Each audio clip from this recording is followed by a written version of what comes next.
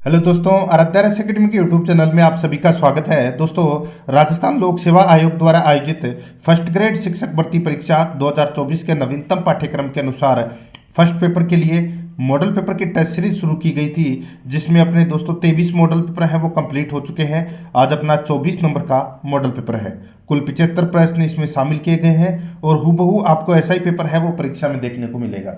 दोस्तों, अगर आपने पिछले मॉडल पेपरों का टेस्ट अगर नहीं दिया है तो आप प्ले लिस्ट में जाइए, वहाँ पे आपको फोल्डर मिल जाएगा फर्स्ट ग्रेड मॉडल पेपर के नाम से, वहाँ फोल्डर बना हुआ है। तो आप वहाँ जाकर पिछले मॉडल पेपरों का टेस्ट है वो अवश्य दें। और आराध्या रेस एकेडमी के यूट्यूब चैनल को सब्सक्राइब नहीं किया तो सब्सक्राइब जरूर करें, बेल आइकन को दबाएं, वीडियो को लाइक और अपने दोस्तों के पास में शेयर जरूर करें। तो चलिए दोस्तों, शुरू करते हैं आज का अपना मॉडल पेपर नंबर 24। देखिए पहला, भारतीय पत्रकारिता का अग्रदूत कहा जाता है। भारतीय पत्रकारिता का अग्रदूत किसे कहा जाता है? तो दोस्तों इसका राइट आंसर हो जाएगा वो है दोस्तों राजा राम मोहन राय को भारतीय पत्रकारिता का अग्रदूत कहा जाता है। यहाँ पर एक नंबर का जो ऑप्शन है वो इसका बिल्कुल सही उत्तर हो जाएगा। ये आपको इसमें याद रखना है, ठीक है दोस्तों।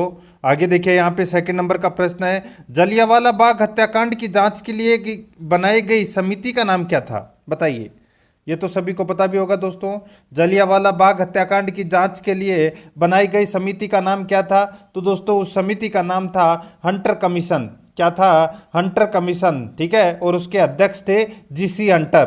तो यहाँ पर अपना इसमें राइट आंसर हो जाएगा वो है एक नंबर का ऑप्शन बिल्कुल सही उत्तर हो जाएगा। देखिए सिलेबस के अनुसार अपनी ये क्लास चल रही है। वीडियो को फटाफट लाइक कर दीजिए जिसने भी लाइक नहीं किया है। 3 नंबर का प्रश्न इसमें देखिए, निम्नलिखित स्थापत्यों में से किस इमारत में दिल्ली दरवाजा स्थित है? निम्नलिखित स्थापत्यों में से किस इमारत में दिल्ली दरवाजा स्थित है?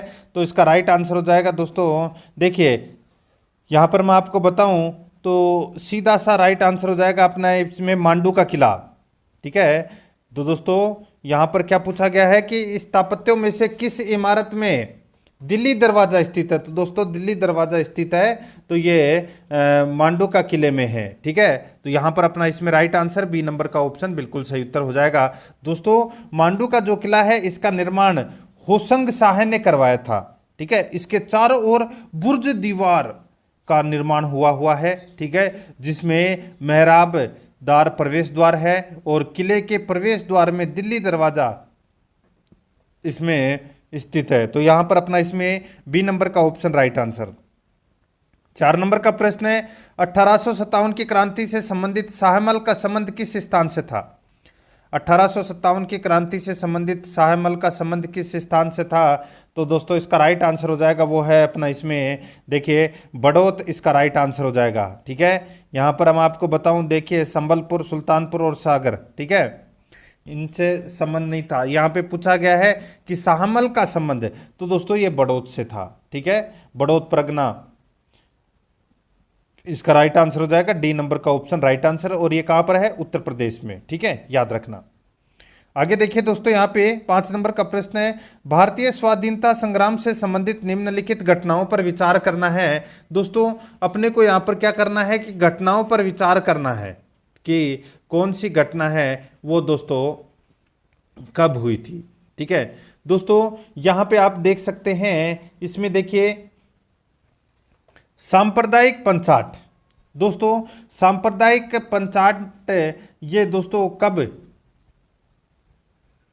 ये दोस्तों सांप्रदायिक पंचायत यानी कि सांप्रदायिक अधिनिर्णय की घोषणा की गई थी और ये 1932 में घोषणा की गई थी दोस्तों ये, ठीक है। तो ये 1932 हो जाएगा इसमें। भारतीय राष्ट्रीय कांग्रेस का कराची अधिवेशन। तो दोस्तों ये भारतीय राष्ट्रीय कांग्रेस का जो कराची अधिवेशन है ये हुआ था 1931 में। कब हुआ था? 1931 में। और भगत सिंह की फांसी, दोस्तों भगत सिंह को फांसी है ये 23 मार्च 1931 को इनको ये फांसी दी गई थी, ठीक है। अब मैं यहाँ पे बताऊं दोस्तों, ये तो है भगत सिंह को फांसी तो 23 मार्च को दी गई थी, ठीक है। और भारतीय राष्ट्रीय कांग्रेस का जो कराची अधिवेशन था ये दोस्तों 29 मार्च को हुआ था, यानी कि इसके ठीक 6 दिन बाद में, ठीक है, ये अधिवेशन हुआ था। अगस्त प्रस्ताव, दोस्तों अगस्त प्रस्ताव है ये 8 अगस्त 1940 को वायसराय लॉर्ड लिंथिनगो ने इसकी घोषणा की थी। ठीक है, तो यहाँ पर अपना इसमें ये 8 अगस्त 1940 हो जाएगा इसमें। तो यहाँ पर आप देख सकते हैं सबसे पहले क्या आएगा, सबसे पहले इसमें भारतीय राष्ट्रीय कांग्रेस का सबसे पहले तो इसमें आएगा भगत सिंह की फांसी। ठीक है, उसके बाद में कराची अधिवेशन, फिर सांप्रदायिक पंचायत और फिर अगस्त प्रस्ताव। तो यहाँ पे दोस्तों 3, 2, 1, 4 इस अपना इसमें राइट आंसर हो जाएगा। 3, 2, 1, 4 ये रहा डी नंबर का जो ऑप्शन है वो अपना इसमें राइट आंसर हो जाएगा। आगे देखिए, निम्नलिखित कथनों पर विचार करते हुए सही कूट का अपने को यहाँ पर क्या करना है, चयन करना है कि कौन सा इसमें कूट है वो दोस्तों सही है। ठीक है, अब दोस्तों यहाँ पे आप देख सकते हैं आपको कथन दे रखे हैं, यहाँ पर कथन 1 और कथन 2 दे रखे हैं। देखिए दोस्तों, गोविंद गिरी ने 1883 ईस्वी में भगत पंथ की स्थापना की। तो दोस्तों भगत पंथ की जो स्थापना है वो दोस्तों 1883 में सिरोही में हुई थी। ठीक है, बिल्कुल सही है, गोविंद गिरी के द्वारा की गई, बिल्कुल सही है। दूसरा कथन देखिए, गोविंद गिरी ने वर्ष 1911 में संप सभा की स्थापना की। दोस्तों देखिए, गुरु गोविंद गिरी द्वारा दोस्तों बांसवाड़ा और डूंगरपुर में जो शोषित या उत्पीड़ित भील जनजाति थी उनको संगठित करने के लिए ये जो भगत आंदोलन है ये चलाया गया था 1911 में। तो ये बिल्कुल संप सभा की स्थापना की थी। ठीक है, तो ये 1911 में बिल्कुल सही है ये। ठीक है, तो बताइए क्या दोनों सत्य हैं या दोनों असत्य हैं। तो दोस्तों इसमें जो सन है वो गलत दे रखी है। अभी आपने सोचा होगा कि पहला और दूसरा कथन है वो इसमें बिल्कुल सही है। तो मैं आपको बता दूं तो दोस्तों देखिए ध्यान से देखना, यहां पर सन है वो उल्टी दे रखी है। गोविंद गिरी ने भगत पंथ की जो स्थापना है वो दोस्तों कब की थी, तो भगत पंथ की स्थापना तो 1911 में की थी। ठीक है, और गोविंद गिरी ने संप सभा की जो स्थापना है ये दोस्तों 1883 में की थी। कब की थी, 1883 में। ठीक है, ये आपको इसमें याद रखना है। तो ये इसलिए ये दोनों के दोनों मैंने आपको सन याद करने के लिए ऐसा बताया है। ठीक है, ये सन यहाँ पे उल्टी दे रखी है। संप सभा की स्थापना तो 1883 में हुई थी और 1911 में भगत पंथ की स्थापना हुई थी। ठीक है, इसलिए ये दोनों कथन हैं वो गलत हो जाएंगे। अपने को कूट भाषा में उत्तर देना था, तो यहाँ पर डी नंबर का ऑप्शन राइट आंसर हो जाएगा, कोई कथन सत्य नहीं है। 7 नंबर का प्रश्न इसमें देखिए, गागरोन के युद्ध में राणा सांगा ने किसे पराजित किया था। गागरोन के युद्ध में राणा सांगा ने किसे पराजित किया था, राइट आंसर हो जाएगा दोस्तों महमूद खिलजी सेकंड को। दोस्तों गागरोन के युद्ध में राणा सांगा ने पराजित किया था। ठीक है, और ये गागरोन का जो युद्ध है ये 1519 ईस्वी में लड़ा गया था। ठीक है, आगे देखिए दोस्तों, यहाँ पे कोटा प्रजामंडल की स्थापना किसने की। दोस्तों कोटा प्रजामंडल की स्थापना पंडित नैनूराम शर्मा ने की थी। यहाँ पर डी नंबर का जो ऑप्शन है वो इसका राइट आंसर हो जाएगा, पंडित नैनूराम शर्मा ने की थी। 9 नंबर का प्रश्न इसमें देखिए, नगर योजना साफ सुथरे राजमार्ग व फर्श में लगी हुई अलंकृत ईंटें तथा ढलान नुमा छतों के लिए प्रसिद्ध सभ्यता है। नगर योजना साफ सुथरे राजमार्ग व फर्श में लगी हुई अलंकृत ईंटें तथा ढलान नुमा छतों के लिए प्रसिद्ध सभ्यता है, तो वो कौन सी है। इसका राइट आंसर हो जाएगा वो है कालीबंगा। यहाँ पर सी नंबर का जो ऑप्शन है वो इसका राइट आंसर हो जाएगा कालीबंगा, इसका बिल्कुल सही उत्तर इसमें हो जाएगा। ठीक है, आगे देखिए 10 नंबर का प्रश्न है, सिरोही की आबू व दिलवाड़ा तहसीलें राजस्थान में किस चरण के तहत शामिल की गई। सिरोही कि आबू व दिलवाड़ा तहसीलें राजस्थान में किस चरण के तहत शामिल की गई। तो दोस्तों इसका राइट आंसर हो जाएगा वो है दोस्तों 7वें चरण में इसको शामिल किया गया था। ठीक है, ये आप सभी को पता होगा। और राज्य पुनर्गठन आयोग फैजल अली की अध्यक्षता में ये गठित की गई थी समिति। ठीक है, और इसकी सिफारिशों के अनुसार सिरोही का आबू और वह दिलवाड़ा तहसीलें, ठीक है, ये 7वें चरण में शामिल की गई थी। तो यहां पर अपना इसमें राइट आंसर क्या हो जाएगा, सी नंबर का ऑप्शन बिल्कुल सही। आगे देखिए, लोक देवता हडबू जी को किसके समकालीन माना जाता है। किसके समकालीन माना जाता है, तो दोस्तों राव जोधा के समकालीन माना जाता है हडबू जी को। तो यहां पर ए नंबर का जो ऑप्शन है वो इसका राइट आंसर हो जाएगा, याद रखना। आगे देखिए 12 नंबर का प्रश्न है, किसने बीकानेर शैली के लघु चित्रों के बारे में एक पुस्तक है art and architect of Bikaner लिखी और उनमें इन चित्रों के उद्भव के बारे में विस्तारित रूप से बताया। किसने? बीकानेर शैली के लघु चित्रों के बारे में एक पुस्तक है art and architect of Bikaner लिखी और उनमें इन चित्रों के उद्भव के बारे में विस्तारित रूप से बताया। तो दोस्तों इसका राइट आंसर क्या हो जाएगा? वो है दोस्तों इसमें हरमन गोएटज, हरमन गोएटज। तो यहाँ पर है सी नंबर का जो ऑप्शन है वो इसका राइट आंसर हो जाएगा हरमन गोएटज। ठीक है, आगे देखिए 13 नंबर का प्रश्न है, कौन सा नृत्य पुरुषों द्वारा फाल्गुन माह में नई फसल आने की खुशी में किया जाता है जो भरतपुर और अलवर क्षेत्र का प्रसिद्ध है? कौन सा नृत्य पुरुषों द्वारा फाल्गुन माह में नई फसल आने की खुशी में किया जाता है जो भरतपुर और अलवर क्षेत्र का प्रसिद्ध है? इसका राइट आंसर हो जाएगा वो है बम नृत्य। यहाँ पर अपना इसमें राइट आंसर क्या हो जाएगा? बम नृत्य। बी नंबर का जो ऑप्शन है वो इसका बिल्कुल सही उत्तर हो जाएगा, बम नृत्य। ये भरतपुर और अलवर क्षेत्र का प्रसिद्ध नृत्य है और बम एक नगाड़ा होता है, ठीक है, जिसकी ऊंचाई लगभग 2.5 से 3 फुट होती है और व्यास 2 फुट का होता है। ठीक है, यहाँ पर अपना इसमें बी नंबर ऑप्शन सही। 14 नंबर का प्रश्न है, सूरज प्रकाश नामक रचना के रचनाकार हैं, बताइए सूरज प्रकाश ग्रंथ की रचना किसने की? राइट आंसर हो जाएगा वो है करणीदान ने की थी दोस्तों, सी नंबर का ऑप्शन बिल्कुल सही। आगे देखिए, सुमेलित कीजिए, निम्नलिखित को सुमेलित करना है, अपने को बताना है कि कौन सा दुर्ग कहाँ पर है। देखिए मांडलगढ़ है ये भीलवाड़ा में है, बाला किला कहाँ पर है? तो ये अलवर में है। सिवाना दुर्ग कहाँ पर है? तो दोस्तों ये बाड़मेर में है। और विजय मंदिर का किला कहाँ पर है? तो ये भरतपुर में है। तो यहाँ पर है अपना इसमें राइट आंसर क्या हो जाएगा? वो हो जाएगा दोस्तों 3 4 1 2, 3 4 1 2 किस में है? तो ये रहा बी नंबर का ऑप्शन अपना इसमें राइट आंसर हो जाएगा। अब अपने प्रश्न है वो दोस्तों रीजनिंग और मैथ से संबंधित प्रारंभ हो चुके हैं। यहाँ पर देखिए क्या पूछा गया है कि देखिए एक ही पासे की 3 अलग अलग स्थितियां यानी कि आकृति 1 2 3 दर्शाई गई है। अंक 5 के विपरीत फलक पर कौन सा अंक होगा वो अपने को यहाँ पर बताना है। देखिए दोस्तों सीधा सा मैं आपको बता दूं, यहाँ पर भी आपको 5 दिख रहा है और यहाँ पर भी आपको 5 दिख रहा है। अब देखिए 5 के साथ में आपको क्या क्या दिख रहा है? एक तो 3 दिख रहा है, देखिए ये 3 है यहाँ पे, तो यहाँ पे 3 लिख दीजिए। यहाँ पे आपको 2 दिख रहा है, ठीक है, ये मैं आपको बताऊं ये विरोध में नहीं हो सकते, यानी कि मैं आपको विपरीत फलक पर नहीं हो सकते, क्योंकि ये तो देखिए साथ में लगे हुए हैं, ठीक है, पास के कोने पर ही हैं। तो 3 और 2 तो इसमें हो नहीं सकते। दूसरे में देखिए इसमें आपको 5 के साथ में 1 और 6 दिख रहे हैं, ठीक है, तो ये तो विपरीत में तो हो ही नहीं सकते क्योंकि ये पास वाले कोने के ऊपर ही है। तो यहाँ पे 1 और 6 ये भी लिख दीजिए। अब बचा क्या? 5 तो वो खुद ही है, ठीक है। अब देखिए 1 2 3, अब 5 और 6 तो ये है ही, ठीक है। अब बचा क्या? 4। तो यहाँ पर 4 है वो विपरीत फलक पर होगा, तो यहाँ पर बी नंबर का ऑप्शन राइट आंसर हो जाएगा।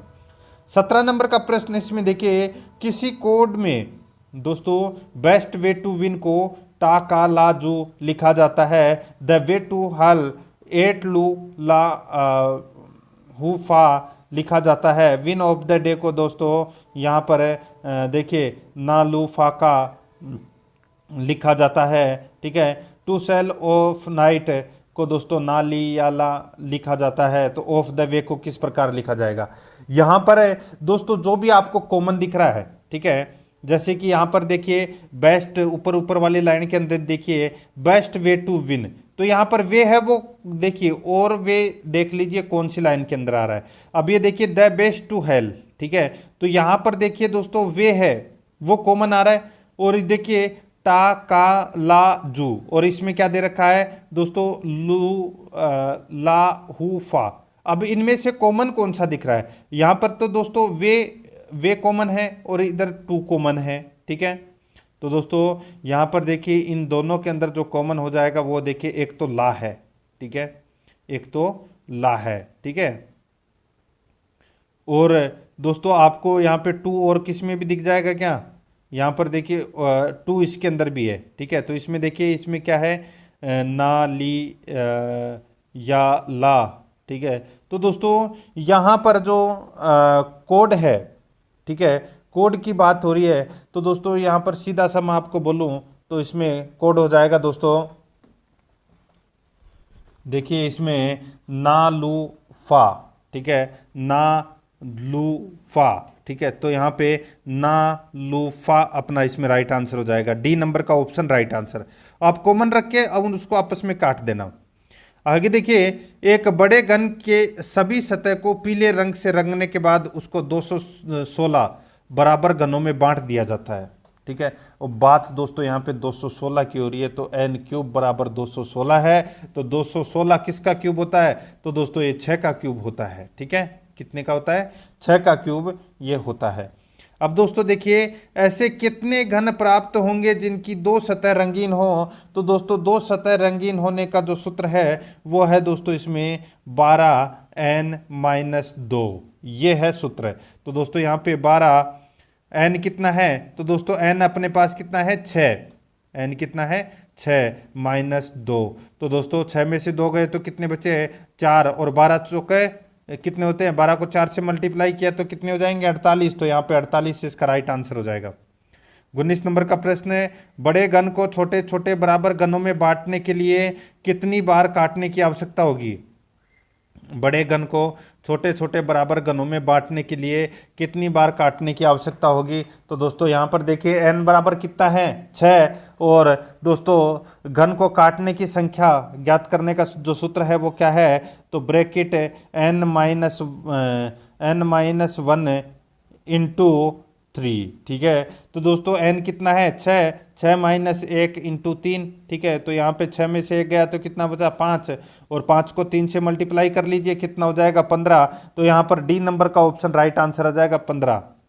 आगे देखिए दोस्तों, यहाँ पे 20 नंबर का प्रश्न है। देखिए, √5n बराबर है 625 हो तो n क्यूब का मान ज्ञात करें। तो दोस्तों n क्यूब का अपने को यहाँ पर क्या करना है? मान ज्ञात करना है, ठीक है। तो दोस्तों यहाँ पर अपन 5n को दोस्तों यहाँ पे देखिए दोनों तरफ वर्ग करने पर दोस्तों कितना हो जाएगा? तो इसको अपन दोस्तों देखिए 5 का 4 भी लिख सकते हैं, ठीक है। 5 का 4, ये देखिए 625 और 625 हो जाएंगे दोनों तरफ, ठीक है। तो इसको अपन 5 की 4 घात यानी कि 25 25 इंटू 5 करोगे तो 125 और 125 इंटू 5 करोगे तो दोस्तों 625 हो जाएंगे, ठीक है। तो यहाँ पे 5 का घात में 4 आ गए, ठीक है। तो इसको अपन 625 को ऐसे भी लिख सकते हैं ना, बिल्कुल लिख सकते हैं, ठीक है। अब दोस्तों इसको अपन है वो 5 की घात 8 भी लिख सकते हैं, ठीक है। तो यहाँ पर अगर अपन देखिए इसमें 5 की घात 8 भी लिख सकते हैं। तो यहाँ पे n बराबर है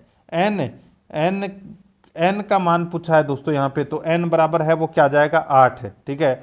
तो दोस्तों यहाँ पर 8 का अपने को क्या करना है? क्यूब करना है। 8 का क्यूब कितना होता है? तो दोस्तों ये होता है 512। तो यहाँ पर अपना ए नंबर का ऑप्शन राइट आंसर हो जाएगा।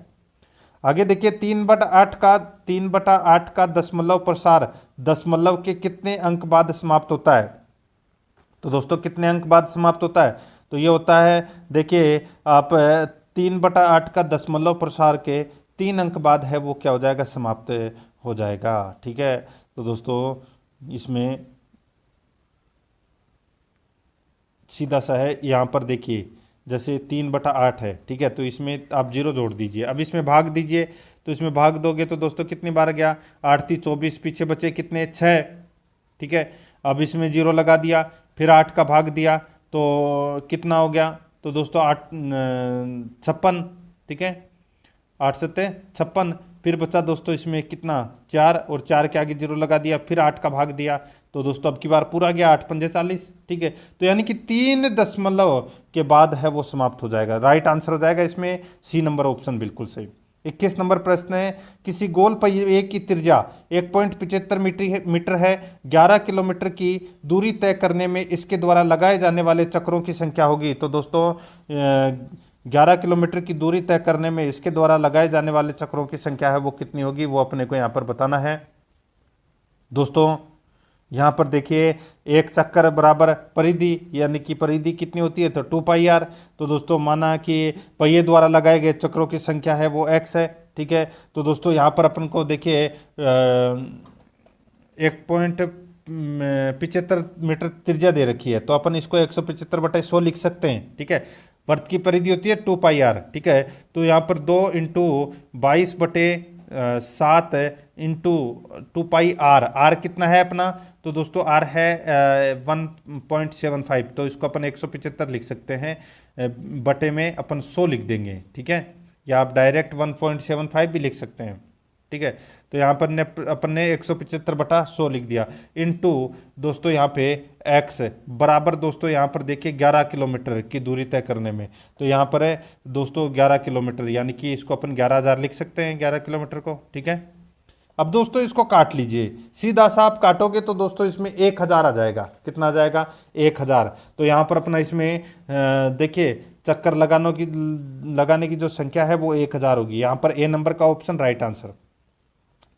23 नंबर प्रश्न है 42 माइनस 20xy प्लस 25y का पूर्ण वर्ग निम्नलिखित में से कौन सा है। तो दोस्तों यहाँ पे पूर्ण वर्ग निम्नलिखित में से कौन सा है वो अपने को यहाँ पर क्या करना है, बताना है। a माइनस बी स्क्वायर बराबर a square plus B square minus 2ab, ठीक है, यही करना है दोस्तों अपने को। इसको सोल्व करोगे तो सीधा सा आपका राइट आंसर आ जाएगा 2x माइनस 5y स्क्वायर, ठीक है। तो यहाँ पर है अपना इसमें राइट आंसर हो जाएगा ये बी नंबर वाला जो ऑप्शन है, ठीक है, 2x कर लेना, इसमें आर नहीं है, 2x माइनस 5y स्क्वायर, तो यहाँ पर बी नंबर का ऑप्शन राइट आंसर। आगे देखिए, एक श्रेणी की मध्य का 10 है, यदि दो अतिरिक्त समंक 5 व 20 इस श्रेणी में और जोड़ दिए गए हैं तो नई श्रेणी की मध्य का होगी। तो नई श्रेणी की मध्य का है वो कितनी होगी दोस्तों, किसी श्रेणी में अतिरिक्त समंक जोड़ने तथा घटाने पर मध्य का अपरिवर्तित रहती है, अतः नई श्रेणी की जो मध्य का है वो 10 ही होगी। तो यहाँ पर अपना डी नंबर का ऑप्शन राइट आंसर। 25 नंबर प्रश्न है, देखिए यदि समीकरण 2x प्लस 3y बराबर यदि समीकरण 2x प्लस 3y प्लस 11 बराबर 0 और 6x प्लस ky बराबर प्लस 33 बराबर 0 समांती रेखाओं को दोस्तों ये काटती है, ठीक है। तो अपने को यहाँ पे अपने को क्या बताना है कि k का मान क्या है, ठीक है, k का मान क्या है। तो दोस्तों इसमें अलग अलग समीकरण बनेंगे और समीकरण बनेंगे तो दोस्तों इसमें सीधा राइट आंसर आ जाएगा, वो है b बराबर यानी कि k बराबर क्या आ जाएगा 9 आ जाएगा इसमें, ठीक है, बी नंबर का ऑप्शन राइट आंसर। अब अपन 5 प्रश्न है वो दोस्तों यहाँ पे हिंदी व्याकरण से संबंधित पढ़ेंगे। देखिए, वर्षा ऋतु का सही संधि रूप है, वर्षा ऋतु का सही संधि रूप क्या हो जाएगा, तो दोस्तों वर्षतु हो जाएगा इसमें, ये बी नंबर का ऑप्शन राइट आंसर इसमें हो जाएगा, ठीक है, और इसमें गुण संधि का प्रयोग हुआ है। आगे देखिए, निम्नलिखित में से उपसर्ग रहित शब्द है, उपसर्ग रहित शब्द कौन सा है। तो दोस्तों यहाँ पर देखिए अवज्ञा, अवज्ञा के अंदर दोस्तों अव उपसर्ग लगा हुआ है, व्यसन में दोस्तों वी उपसर्ग लगा हुआ है, माधव के अंदर दोस्तों मधु प्लस ए दोस्तों इसमें ए प्रत्यय लगा हुआ है, इसमें उपसर्ग नहीं लगा हुआ, सी नंबर का ऑप्शन राइट आंसर हो जाएगा, अजर में ए उपसर्ग लगा हुआ है, ठीक है। आगे देखिए यहाँ पर 28 नंबर का प्रश्न है, कर प्रत्यय कर शब्द के अनेकार्थक शब्द है, कर शब्द के अनेकार्थक शब्द कौन सा है। तो दोस्तों वो है अपना इसमें हाथ किरण टैक्स, हाथ किरण टैक्स, ये कर शब्द के अनेकार्थी शब्द है। यहाँ पर अपना इसमें राइट आंसर हो जाएगा उपरोक्त सभी, यहाँ पर इसमें डी नंबर का ऑप्शन बिल्कुल सही उत्तर हो जाएगा। देखिए 29 नंबर का प्रश्न है, किस क्रमांक में शब्द युग्म का सही अर्थ भेद नहीं है, किस क्रमांक में शब्द युग्म का सही अर्थ भेद नहीं है वो अपने को यहाँ पर बताना है। दोस्तों यहाँ पर देखिए आप देख सकते हैं, बहुत ही अच्छा प्रश्न है। देखिए प्रांजल का मतलब होता है सरल और प्रांजलि का मतलब होता है जो हाथ जोड़े हो, ठीक है। वाजी का मतलब होता है घोड़ा और बाजी का मतलब होता है दाव, बिल्कुल सही है। बालू का मतलब होता है रेत और ब्यालू का मतलब होता है शाम का भोजन, बिल्कुल सही है। माणिक्य का मतलब क्या होता है दोस्तों, माणिक्य का मतलब होता है एक रत्न, ठीक है, एक रत्न विशेष। और यहाँ पर जो माणिक्य दे रखा है इसका मतलब होता है छिपकली, ठीक है, इसका मतलब क्या होता है, छिपकली होता है, ठीक है, याद रखना। माणिक्य का मतलब तो क्या होता है, एक रत्न विशेष, और ठीक है, एक होता है माणिक्या, एक होता है यह और एक होता है या, ठीक है। तो या है वो तो है क्या है, छिपकली, और यह है वो है क्या है, रत्न विशेष। तो यहां पर अपना इसमें सी नंबर का ऑप्शन राइट आंसर हो जाएगा, ये सही नहीं दे रखा। 30 नंबर प्रश्न, निम्नलिखित में से कौन सा वाक्य अशुद्ध है, अशुद्ध वाक्य कौन सा है। दोस्तों यहां पे आप देख सकते हैं इसमें अशुद्ध वाक्य है वो है, देखिए प्रस्तुत पंक्तियां पद के साथी पाठ से ली गई है, ठीक है। दुश्मनों ने हथियार रख दिए, रखे नहीं है, डाल दिए, ठीक है, ये अपना इसमें अशुद्ध हो जाएगा, रख की जगह डाल दिए हो जाएगा। बी नंबर का ऑप्शन राइट आंसर हो जाएगा इसमें। 31 नंबर का प्रश्न है। अब देखिए यहाँ पे 5 प्रश्न है, वो अपन इंग्लिश व्याकरण से संबंधित करेंगे। यहाँ पे अपने को एरर बताना है कि कौन से पार्ट में एरर है। 4 ऑप्शन आपके सामने यहाँ पर दे रखे हैं, देखिए, अनलेस यू डू नॉट पे in case you will not get the parcel, ठीक है। अब दोस्तों बताइए इसमें कौन से पार्ट में एरर है। तो यहां पर देखिए अनलेस यू डू नॉट, तो दोस्तों अनलेस और डू नॉट, ठीक है, इसका मतलब दोस्तों एक ही होता है, ठीक है, नेगेटिव मीनिंग है अनलेस भी, और डू नॉट भी नेगेटिव मीनिंग है। तो यहां पर अपन क्या करेंगे, अपन दोस्तों डू नॉट को हटा देंगे, तो दोस्तों ये डू नॉट यहां पर नहीं आएगा, तो यहां पर दोस्तों अपना ए नंबर का ऑप्शन राइट आंसर हो जाएगा, ठीक है। आगे देखिए यहाँ पे 32 नंबर का प्रश्न है, transform the given sentence into passive voice. Sentence दे रखा है यहाँ पर देखिए, do not oppress the poor, do not oppress the poor. तो दोस्तों इसका अपन पैसिव वॉइस करें तो क्या हो जाएगा, इसका पैसिव वॉइस हो जाएगा, let the poor not be oppressed. तो यहां पर अपना इसमें राइट आंसर है डी नंबर का ऑप्शन, बिल्कुल सही उत्तर इसमें हो जाएगा, याद रखना दोस्तों इसमें। आगे देखिए 33 नंबर का प्रश्न है, fill in the blank with the correct form of tense. यहाँ पे देखिए butterflies pollen on their wings, ठीक है। बताइए दोस्तों यहाँ पर खालिस्तान में क्या आएगा, वो अपने को यहाँ पर क्या करना है, बताना है। राइट आंसर हो जाएगा इसमें, वो हो जाएगा दोस्तों कैरी, क्या हो जाएगा, carry. Butterflies carry pollen on their wings, तो यहां पर अपना इसमें राइट आंसर हो जाएगा बी नंबर का ऑप्शन, बिल्कुल सही उत्तर इसमें हो जाएगा, ठीक है, याद रखना। आगे देखिए 34 नंबर का प्रश्न है, इसमें देखिए अपने को सिमिलर, देखिए choose the one which is similar in meaning to the given word, यानी कि अपने को यहाँ पर समानार्थक शब्द बताना है कि कौन से पार्ट में समानार्थक शब्द है। मित्रों देखिए यहाँ पे देखिए जेलसी दे रखा है, जेलसी का मतलब क्या होता है, जलन, ईर्ष्या, और इसका समानार्थक शब्द हो जाएगा दोस्तों, वो हो जाएगा एनवी, ठीक है। इसका भी मतलब क्या हो जाएगा, इसका भी मतलब होता है दोस्तों ईर्ष्या या जलन, ठीक है। बाकी सिंपैथी का मतलब सहानुभूति होता है, और गुडविल का मतलब होता है मित्र भाव या ख्याति, और यहाँ पे काइंडनेस का मतलब होता है दयालुता, ठीक है। तो यहाँ पर ए नंबर ऑप्शन बिल्कुल सही। आगे देखिए अगला 35 नंबर का प्रश्न है, इसमें भी अपने को बताना है कि कौन से पार्ट में एरर है। अच्छा प्रश्न है दोस्तों ये, ठीक है। यहाँ पर देखिए 6 questions in addition to question 4 has to be answered by the student, no error. बताइए कौन से पार्ट में एरर है। तो दोस्तों यहाँ पे मैं आपको बताऊं, देखिए आपको यहाँ पे 6 questions in addition to questions 4 has नहीं आएगा दोस्तों, यहाँ पर हैव का प्रयोग होगा। किसका प्रयोग होगा, हैव का प्रयोग होगा, क्योंकि यहाँ पर देखिए 4 और 6 क्वेश्चन है, तो यहाँ पर दोस्तों हैज तो सिंगुलर के लिया जाएगा, प्लूरल के दोस्तों इसमें हैव का प्रयोग होगा। तो यहाँ पर बी पार्ट में एरर है, तो यहाँ पर बी नंबर का ऑप्शन राइट आंसर हो जाएगा। अब देखिए यहाँ पे अपन 5 प्रश्न है, वो जनरल साइंस से संबंधित यहाँ पे देख रहे हैं। किसी तत्व का परमाणु क्रमांक एवं द्रव्यमान संख्या क्रमशः 98 तथा 251 है, तो इसमें इलेक्ट्रॉन, प्रोटॉन तथा न्यूट्रॉन की संख्या क्रमशः होगी।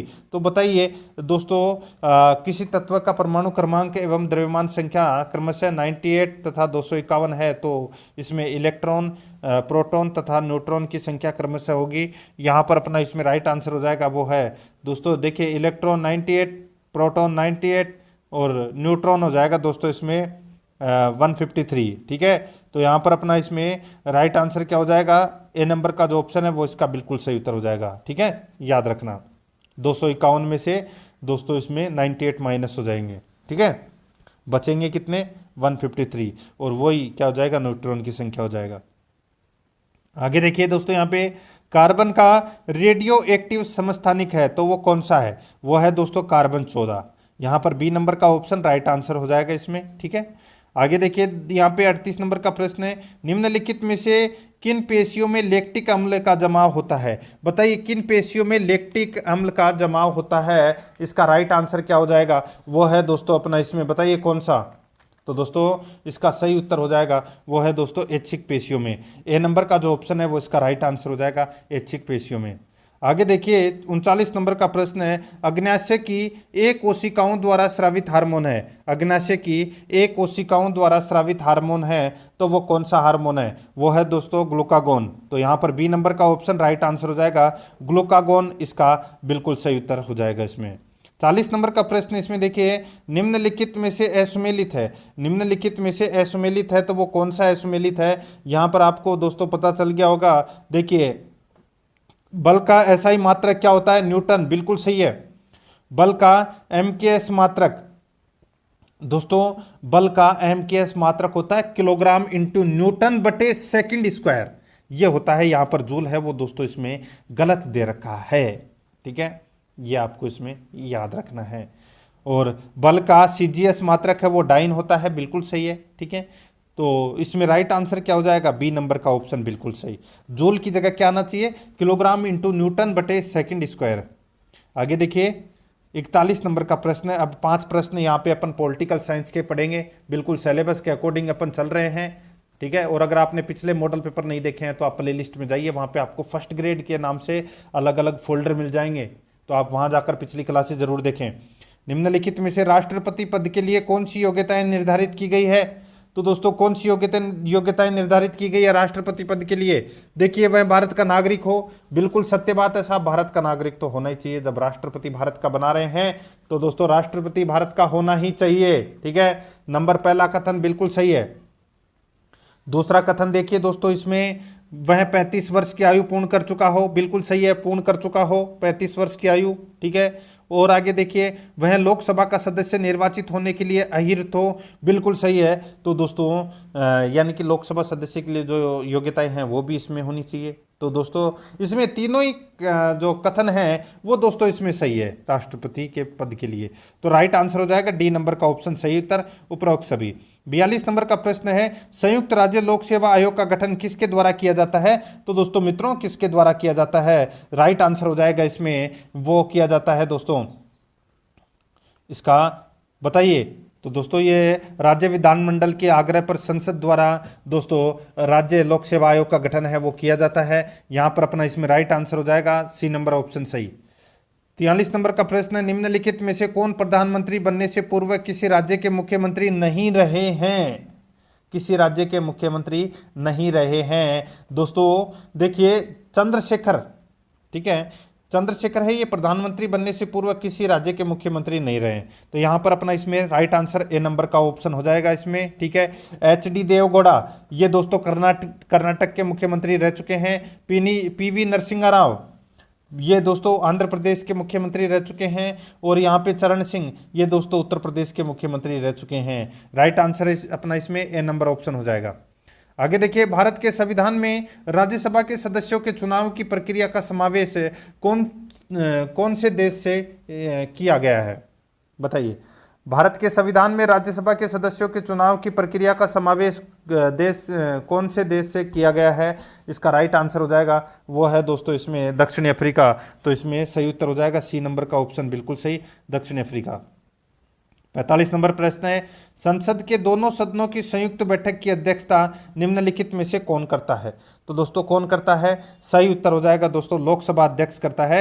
यहां पर डी नंबर का ऑप्शन राइट आंसर हो जाएगा, लोकसभा अध्यक्ष करता है, ठीक है। आगे देखिए अब 5 प्रश्न है, अपन राजस्थान ज्योग्राफी से संबंधित पढ़ रहे हैं। जनगणना 2011 के अनुसार राजस्थान अनुसूचित जनजाति और अनुसूचित जाति का अनुपात क्या है? दोस्तों अनुसूचित जनजाति और अनुसूचित जाति का अनुपात है वो क्या है? तो दोस्तों वो है अनुसूचित जनजाति का तो है 13.5% और अनुसूचित जनजाति का है 17.8%। राइट आंसर हो जाएगा यहाँ पर बी नंबर का जो ऑप्शन है वो इसका बिल्कुल सही उत्तर हो जाएगा, ठीक है। आगे देखिए यहाँ पे सूची फर्स्ट को सूची सेकंड से सुमेलित करना है। सूची फर्स्ट में नदी है और सूची सेकंड में सहायक नदियां हैं। देखिए दोस्तों माही नदी की सहायक नदी, माही नदी की सहायक नदी सोम, जाखम, अनास, ताप ये क्या है? ये दोस्तों माही नदी की सहायक नदी है। चंबल की जो सहायक नदी है वो दोस्तों बनास, काली सिंध, पार्वती, बापणी, ठीक है, ये क्या है? मेज। मेज भी दोस्तों चंबल की सहायक नदी है, ठीक है, तो ये इसमें चंबल में ये मेज हो जाएगा। साबरमती की जो सहायक नदी है ये दोस्तों हथमती, ठीक है, हथमती, मेसरवा, याजम, ये क्या है, ये साबरमती की सहायक नदियां हैं, तो ये इसमें मेसरवा हो जाएगा। और बनास की सहायक नदी कोठारी है। यहाँ पर अपना इसमें राइट आंसर हो जाएगा 3-4-2-1, 3-4-2-1 अपना इसमें राइट आंसर हो जाएगा, यानी कि सी नंबर का ऑप्शन बिल्कुल सही उत्तर इसमें सही है। आगे देखिए 48 नंबर का प्रश्न, निम्नलिखित में से कौन सा युग में असुमेलित है, कौन सा युग में इसमें असुमेलित है। तो दोस्तों आप यहाँ पे देख सकते हैं, देखिए हिंदुस्तान मशीन टूल्स अजमेर में है, स्टेल वूल मिल्स ये बीकानेर में है, वूलन मिल से, ठीक है। चंबल फर्टिलाइजर ये गडेपान में है, बिल्कुल सही है। हिंदुस्तान कॉपर लिमिटेड ये दोस्तों खेतड़ी में है, देबारी इधर गलत दे रखा है, सी नंबर ऑप्शन बिल्कुल सही। आगे देखिए आर्थिक समीक्षा 2021-22 के अनुसार राजस्थान में राष्ट्रीय राजमार्गों की लंबाई है, तो राष्ट्रीय राजमार्गों की लंबाई दोस्तों 10,618 किलोमीटर है, ए नंबर का ऑप्शन राइट आंसर हो जाएगा इसमें। 50 नंबर का प्रश्न, निम्नलिखित में से कौन सी बकरी की नस्ल है, बकरी की नस्ल कौन सी है, सही उत्तर हो जाएगा वो है दोस्तों जमुनापुरी है, ये इसमें क्या है, बकरी की नस्ल है, राइट आंसर हो जाएगा इसमें डी नंबर का ऑप्शन बिल्कुल सही। 51 नंबर का प्रश्न इसमें देखिए एस्प्रिट डी क्रॉस का तात्पर्य है, एस्प्रिट डी क्रॉस का तात्पर्य क्या है। अब यहाँ पे अपन 51 से लेके और 65 तक अपन स्कूल मैनेजमेंट के प्रश्न है वो यहाँ पर देख रहे हैं, ठीक है, यानी कि शैक्षिक प्रबंधन एवं प्रशासन के। दोस्तों एस्प्रिट डी क्रॉस का तात्पर्य है तो वो क्या है, तो वो है दोस्तों ये एकता में शक्ति, यहाँ पर डी नंबर का ऑप्शन राइट आंसर हो जाएगा। 52 नंबर प्रश्न है, निम्नलिखित में से कौन सी कुल गुणवत्ता प्रबंधन के क्रियान्वयन हेतु अपनाई गई तकनीकों में शामिल नहीं है। निम्नलिखित में से कौन सी कुल गुणवत्ता प्रबंधन के क्रियान्वयन हेतु अपनाई गई तकनीकों में शामिल नहीं है, तो इसका सही उत्तर हो जाएगा वो है दोस्तों इनसोर्सिंग, ठीक है, तो यहाँ पर अपना इसमें राइट आंसर हो जाएगा इनसोर्सिंग इन तकनीकों में शामिल नहीं है, बाकी बेंचमार्किंग, गुणवत्तावर्त और सशक्तिकरण ये शामिल है, तो यहाँ पर डी नंबर का ऑप्शन बिल्कुल सही उत्तर हो जाएगा इसमें।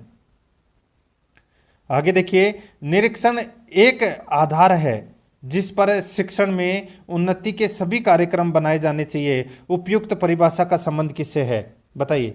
निरीक्षण एक आधार है जिस पर शिक्षण में उन्नति के सभी कार्यक्रम बनाए जाने चाहिए, उपयुक्त परिभाषा का संबंध किससे है, इसका राइट आंसर हो जाएगा वो है बाट और बटन से, यहाँ पर बी नंबर का ऑप्शन बिल्कुल सही उत्तर हो जाएगा, बाट और बटन से।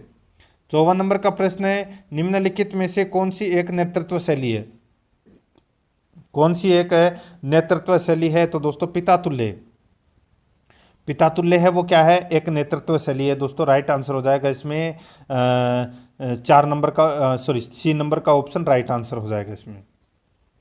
आगे देखिए संस्थागत नियोजन की विशेषताएं हैं, बताइए कौन सी है, तो दोस्तों देखिए यहाँ पे लक्ष्य निर्देशन, उपयोगिता, प्रजातंत्रात्मक मूल्यों का विकास, तो दोस्तों ये सभी क्या है, ये संस्थागत नियोजन की विशेषता है, राइट आंसर हो जाएगा उपरोक्त सभी, डी नंबर का ऑप्शन बिल्कुल सही उत्तर हो जाएगा। 56 नंबर प्रश्न है, निम्नलिखित में से कौन सा पुरस्कार अध्यापकों को दिया जाता है, बताइए कौन सा पुरस्कार अध्यापकों को दिया जाता है, राइट आंसर हो जाएगा शिक्षा रत्न पुरस्कार है, ये अध्यापकों को दिया जाता है, यहाँ पर ए नंबर का ऑप्शन राइट आंसर हो जाएगा। 57 नंबर प्रश्न, प्राथमिक स्तर के शिक्षकों को तैयार करने हेतु पाठ्यक्रम व पाठ्यपुस्तकें तैयार करने वाली नोडल संस्थान कौन सी है। प्राथमिक स्तर के शिक्षकों को तैयार करने हेतु पाठ्यक्रम व पाठ्यपुस्तकें तैयार करने वाली नोडल संस्थान कौन सी है, इसका राइट आंसर हो जाएगा वो है दोस्तों राजस्थान शैक्षिक शोध एवं प्रशिक्षण संस्थान, यहाँ पर सी नंबर का जो ऑप्शन है वो इसका बिल्कुल सही उत्तर इसमें हो जाएगा। आगे देखिए 58 नंबर का प्रश्न है, निम्नलिखित में से किन सेवारत अध्यापकों को उच्च अध्ययन शिक्षा संस्थान प्रशिक्षण प्रदान करता है। निम्न में से किन सेवारत अध्यापकों को उच्च अध्ययन शिक्षा संस्थान प्रशिक्षण प्रदान करता है, बताइए दोस्तों। तो देखिए शाला विख्याता एवं द्वितीय श्रेणी अध्यापक को दोस्तों IASE प्रशिक्षण प्रदान करता है, यहाँ पर बी नंबर का ऑप्शन राइट आंसर हो जाएगा। आगे देखिए डाइट के उद्देश्यों में शामिल है, डाइट के उद्देश्यों में क्या शामिल है दोस्तों, देखिए इसमें प्राथमिक शिक्षकों तथा औपचारिक एवं प्रौढ़ शिक्षा कर्मियों को प्रशिक्षण देना, बिल्कुल सही है। सेवारत एवं सेवा पूर्व शिक्षक प्रशिक्षणों का आयोजन करना, बिल्कुल सही है। शिक्षण सहायक सामग्री तथा दृश्य श्रव्य सामग्री का निर्माण व उपयोग, ये भी दोस्तों इसमें बिल्कुल सही है। राइट आंसर हो जाएगा उपरोक्त सभी। डी नंबर का ऑप्शन बिल्कुल सही उत्तर हो जाएगा। 60 नंबर का प्रश्न इसमें देखिए, राजस्थान सरकार द्वारा राजस्थान स्टेट ओपन स्कूल की स्थापना किस सत्र में की गई? राजस्थान सरकार द्वारा राजस्थान स्टेट ओपन स्कूल की स्थापना किस सत्र में की गई? इसका राइट आंसर हो जाएगा वो की गई दोस्तों 2004-05 में। डी नंबर का ऑप्शन बिल्कुल सही उत्तर हो जाएगा 2004-05 में। आगे देखिए, यहाँ पे CCE में शामिल शब्द हैं, तो दोस्तों CCE में शामिल शब्द है तो वो क्या है? तो दोस्तों देखिए, सतत व्यापक मूल्यांकन तीनों है। राइट आंसर हो जाएगा इसमें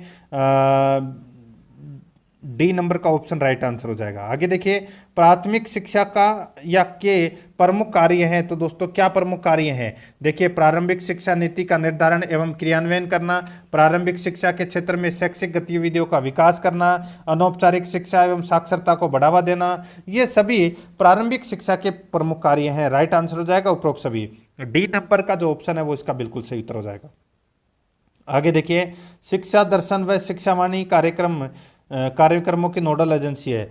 शिक्षा दर्शन व शिक्षावाणी कार्यक्रमों की नोडल एजेंसी है तो वो कौन सी है? राइट आंसर हो जाएगा वो है RSCERT उदयपुर। यहाँ पर डी नंबर का जो ऑप्शन है वो इसका बिल्कुल सही उत्तर हो जाएगा RSCERT उदयपुर।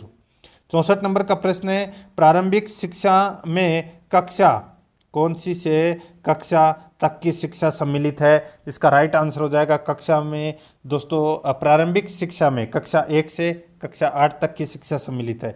राइट आंसर हो जाएगा डी नंबर का ऑप्शन सही उत्तर कक्षा 1 से 8 तक। आगे देखिए, दीक्षा राइज का मुख्य उद्देश्य है। दीक्षा राइज का मुख्य उद्देश्य क्या है? तो वो है शिक्षकों को सशक्त बनाना, ये दीक्षा राइज का मुख्य उद्देश्य है। डी नंबर का ऑप्शन राइट आंसर। अब देखिए दोस्तों, करंट अफेयर से संबंधित अपने 10 प्रश्न। देखिए, नाबार्ड ने वर्ष 2023-24 के लिए ग्रामीण राजस्थान पुरातत्व ढांचा विकास निधि के तहत सरकार को कितने प्रतिशत की पेशकश की है? बताइए दोस्तों, नाबार्ड ने वर्ष 2023-24 के लिए ग्रामीण राजस्थान पुरातत्व ढांचा विकास निधि के तहत सरकार को कितने प्रतिशत की पेशकश यानी कि कितने करोड़ रुपए की पेशकश की है? ठीक है दोस्तों, यहाँ पे करोड़ है। ठीक है, तो यहाँ पर इसका राइट आंसर क्या हो जाएगा? वो है दोस्तों 1974.07 करोड़, 1974.07 करोड़।